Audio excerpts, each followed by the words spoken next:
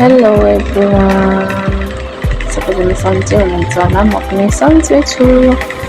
आज चाहिँ मेरो बुढोले पाहाडबाट सिस्नो ल्याइदिनु भएको रहेछ अनि म सिस्नो खेलाउन लागेँ।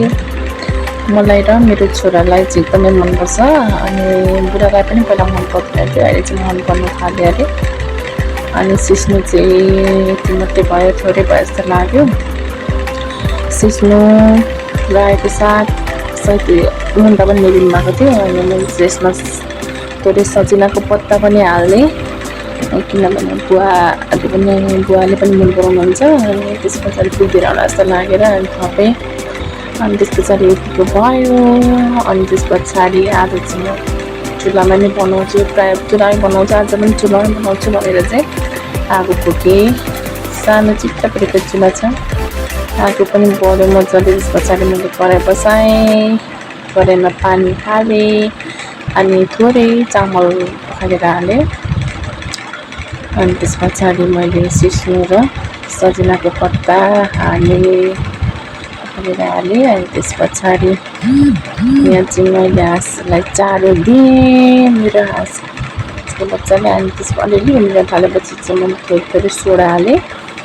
सोडा हालेपछि चाहिँ मजाले के भन्छ मिक्स हुन्छ अथवा के हुन्छ भनेर मिक्स हुन्छ भन्नुभएको थियो। अनि के भन्छ नुन हालेँ, बेसार हालेँ अनि यता रायोको साग पनि मैले केलाएँ।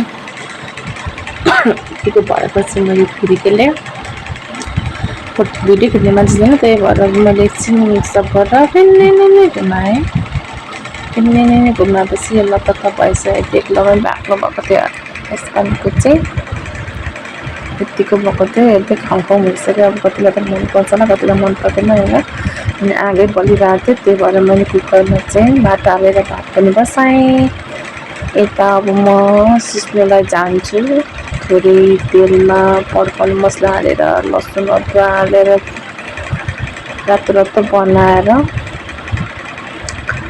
मैले एक डाडु त नबनाउने हालेर चाहिँ झैँ पारेँ। त्यसपछि त्यो सेन्ट त्यो बास्नै अर्कै भइहाल्छ। मलाई त्यतिकै खाउँ लाग्छ के भएको।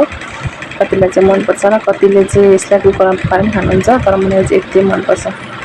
अनि यता मैले बनाएँ साग र आलु। साग र आलु पनि मेरो फेभरेट हो, रायो साग।